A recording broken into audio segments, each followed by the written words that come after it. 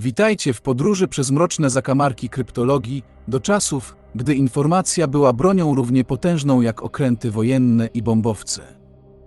Dziś opowiemy o JN-25, skomplikowanym japońskim szyfrze używanym podczas II wojny światowej i o tym, jak został złamany, przyczyniając się do kluczowych zwycięstw aliantów na Pacyfiku. Po wydarzeniach na Pearl Harbor, Amerykanie bardzo nie chcieli powtórki wydarzeń.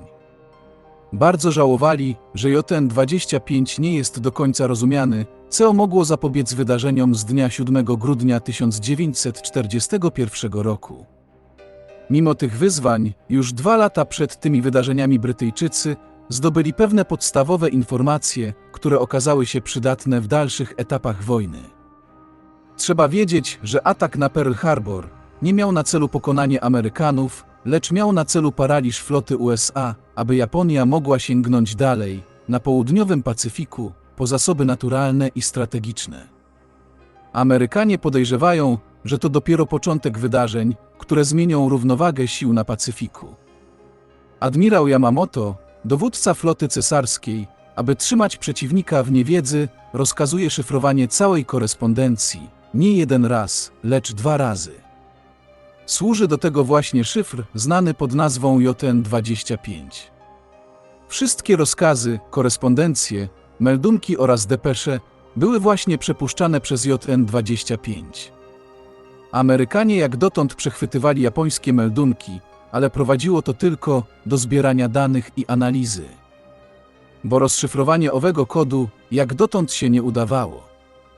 A japońska marynarka pozostawała w przekonaniu, że JN-25 jest nie do rozszyfrowania. Złamaniem kodu zajęła się tajna komórka wywiadu radiowego, znana pod kryptonimem HIPO, z siedzibą w Pearl Harbor. Amerykańscy kryptolodzy nie zaczynali jednak od zupełnie pustej kartki papieru. Już w latach 30. angielscy kryptoanalitycy zaczęli interesować się japońskim kodowaniem. Choć nie mieli do niego takiego dostępu jak Amerykanie, zebrali pewne podstawowe informacje, które później miały znaczenie.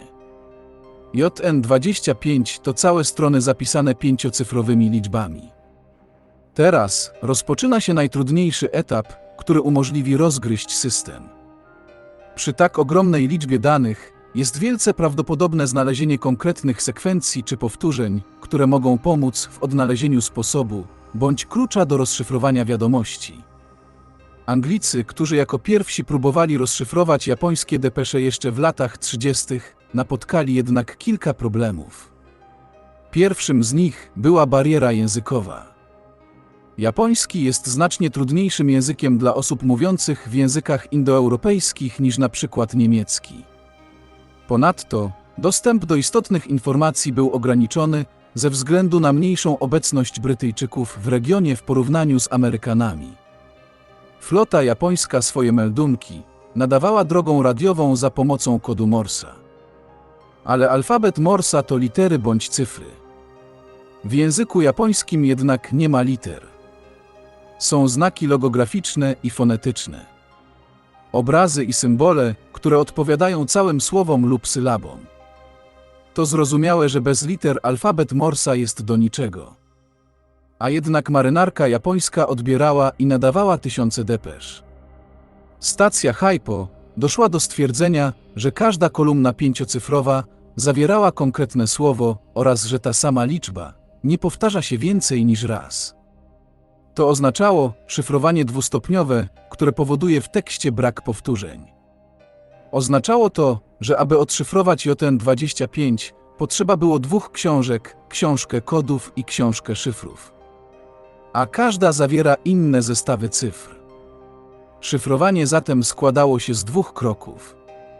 Najpierw dane słowo zastępowało się liczbami z książki kodów, a następnie dodawało się do niego 5-liczbowy zestaw cyfr z książki szyfrów, który był zupełnie losową sekwencją. Dopiero wtedy szyfr uzyskiwał swój obraz, który był wysyłany w eter, a którego znaczenia nie potrafili zrozumieć kryptolodzy ze stacji nasłuchowej HIPO. Joseph Rochefort, znany ze swojego nieszablonowego podejścia do problemów, podjął się rozszyfrowania tajemniczego kodu JN-25 na Hawajach. Był świadomy, że wśród tysięcy zaszyfrowanych japońskich depesz, którymi zajmowały się maszyny sortujące, pojawiały się pewne powtarzające się sekwencje. To było znaczące, bo sugerowało, że osoby szyfrujące wpadły w nawyki, które można wykorzystać. Rochefort zdał sobie sprawę, że te nawyki w użyciu kodów mogą być kluczem do drugiego poziomu szyfrowania, czyli kolumn w księdze szyfrów używanej przez Japończyków.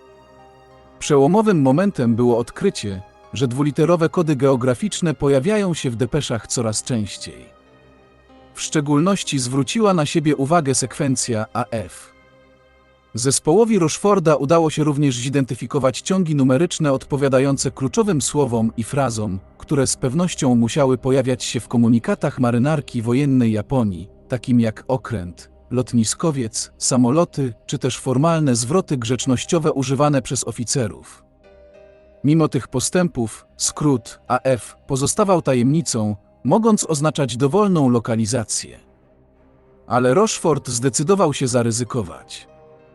Po dokładnej analizie doszedł do wniosku, że AF najprawdopodobniej odnosi się do atolu Midway. Te częściowo rozszyfrowane depesze sugerowały, że admirał Yamamoto planował skierować do AF znaczące siły.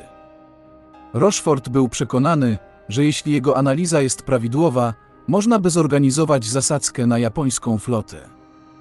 Postanowił więc postawić wszystko na jedną kartę i zarekomendował, aby skupić amerykańskie siły wokół atolu Midway. Jak potwierdzić te domysły, skąd mieć pewność, że AF to Midway? Kluczowym momentem było stworzenie i przeprowadzenie sprytnego planu, mającego na celu weryfikację, czy AF to rzeczywiście Midway. Poproszono w depeszy, której Japończycy nie mogli przechwycić, ponieważ nie była nadana przez radio, dowództwo na atolu Midway, by drogą radiową nadała komunikat o problemie z systemem pozyskiwania wody pitnej.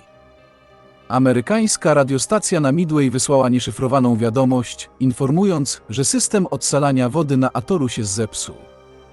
Komunikat ten był prosty, ale w kontekście strategicznym mógł być wyjątkowo cenny. Po przechwyceniu tej informacji przez Japończyków, amerykański zespół z niecierpliwością oczekiwał reakcji.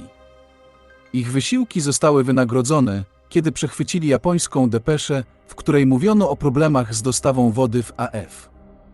To było potwierdzenie, na które czekali. Ta informacja była bezcenna. Dowództwo amerykańskie mogło teraz przegrupować swoje siły i zasoby w celu obrony Midway. Co więcej, Amerykanie byli teraz pewni, że Japończycy nie znają prawdziwego stanu ich wiedzy wywiadowczej. To pozwoliło na zorganizowanie zasadzki, która zadecydowała o wyniku bitwy o Midway w czerwcu 1942 roku. Z tego punktu widzenia, podstęp wykorzystany do identyfikacji AF był o wiele więcej niż tylko sprytnym manewrem.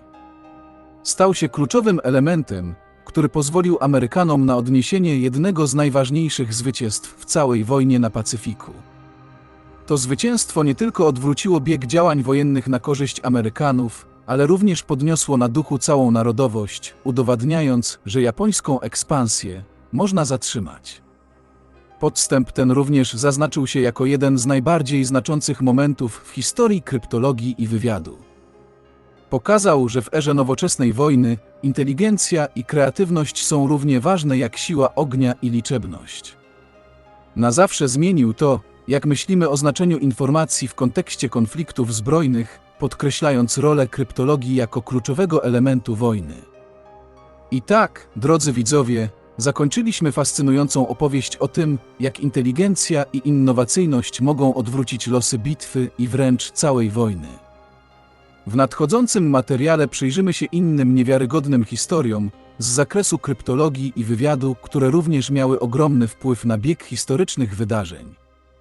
Wierzę, że będzie to równie ekscytujące i odkrywcze. Jeżeli podobał się Wam dzisiejszy odcinek, nie zapomnijcie kliknąć przycisku Lubię to i zasubskrybować kanał Kody Tajemnic, aby być na bieżąco z najnowszymi historiami, analizami i odkryciami w świecie kryptologii, wywiadu i innych dziedzin nauki o tajemnicach. Dziękuję za oglądanie i do zobaczenia w kolejnym odcinku.